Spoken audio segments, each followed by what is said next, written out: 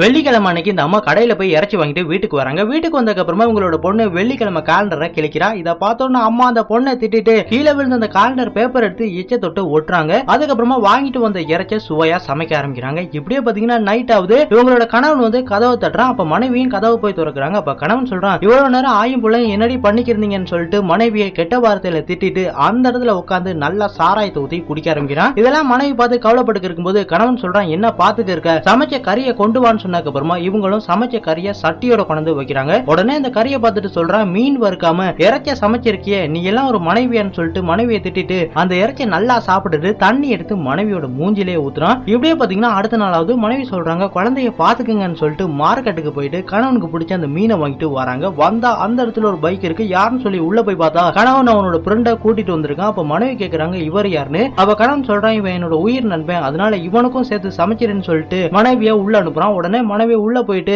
வாங்கிட்டு வந்த மீனை சின்ன சின்ன துண்டா கட் பண்ணி பொரிச்சு கொண்டு போய் கொடுக்குறாங்க. அப்ப இவனோட ஃப்ரெண்டு அந்த மீனை சாப்பிடுறான். சாப்பிட்டு சொல்றான், ரொம்பவே காரமா இருக்குன்னு. உடனே கணவன் அந்த மீனை சாப்பிட்டு பார்த்துட்டு சொல்றான், ஆமா ரொம்பவே காரமா இருக்கு, என்னடி மீன் சமைச்சிருக்க நாயன்னு சொல்லிட்டு தட்டை தூக்கி வீசுறான். அதுக்கப்புறமா உடனே சும்மா விடக்கூடா குந்தானின்னு சொல்லிட்டு மனைவியை போட்டு அடியடின்னு அடிச்சுட்டு மனைவியை கீழே போட்டு மிதிக்க ஆரம்பிக்கிறான். அப்ப பக்கத்து வீட்டுக்கார அம்மா வந்து சொல்றாங்க, நீ எல்லாம் ஒரு மனுஷனாடா, அந்த பொண்ணை போட்டு இப்படி அடிக்கிறேன்னு சொல்லும் போது அவன் சொல்றான், வாயை மூடிட்டு போயிரு, இல்லாட்டிக்கு உன்னையும் அடிப்பேன்னு சொல்லும் போது அந்த அம்மா சொல்றாங்க, குடிகார நாயை நீ நாசமா போடான்னு சொல்லிட்டு அவனை திட்டிட்டு அங்க இருந்து கிளம்பிடுறாங்க. அதுக்கப்புறமா குடிகார கணவன் நல்லா குடிச்சிட்டு வாந்தி எடுத்து கிடக்குறான். இதை பார்த்தோன்னு இந்த அம்மா கணவனை தூக்கி கொண்டு போய் அவனை குளிக்க வைக்கிறாங்க. அதுக்கப்புறமா அடுத்த நாளாவது கணவன் சொல்றான், குடிக்கிறதுக்கு பணம் தான் சொல்லும் போது மனைவி சொல்றாங்க, உங்க பணத்தை ஒண்ணு நான் எடுக்கலன்னு. அப்ப கணவன் சொல்றான், திருட்டு நாயை, நீ தான் பணத்தை எடுத்திருப்ப, உன் பரம்பரையே திருட்டு பரம்பரைன்னு சொல்லிட்டு அவன் வேலைக்கு கிளம்பிடுறான். இதனால பாத்தீங்கன்னா மனைவி அவங்களோட பொண்ணுகிட்ட சொல்றாங்க, நீ கவலைப்படாதமா, அப்பா ஒரு நாளைக்கு திருந்திருவார்னு சொல்றாங்க. இப்படியே பாத்தீங்கன்னா சில நாட்கள் போகுது. ஒரு நாள் உங்களோட வீட்டுக்கு ஒருத்தர் வந்து சொல்றாரு, உங்களோட கணவன் மெஷின்ல கையை விட்டாரு, அவரை காப்பாற்ற முயற்சி பண்ணோம், ஆனா மெஷினுக்குள்ள போயிட்டு அவர் இறந்துட்டாரு, அவரோட பாடியை கொண்டு வந்திருக்கோம்னு சொல்லும் போது இதை பார்த்தோன்னா மனைவி அவங்களோட கணவன் இறந்ததை நினைச்சு கதறி கதறி அழ ஆரம்பிக்கிறாங்க. ஆனா இதெல்லாம் பாத்துக்கிற அந்த குட்டி பொண்ணு இனிமே அப்பா தொல்லை இருக்காதுன்னு சொல்லிட்டு இறந்து போன அப்பாவை பார்த்து சிரிக்கிறா.